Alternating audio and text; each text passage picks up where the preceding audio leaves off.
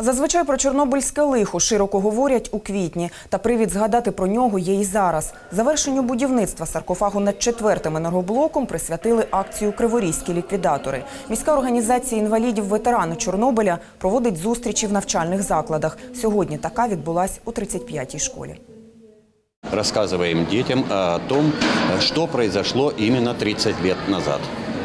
Как это было, что было. Показывается ролик, чтобы дети помнили о том, что случилось, и чтобы видели тех людей, наших горожан, которые непосредственно принимали участие в ликвидации.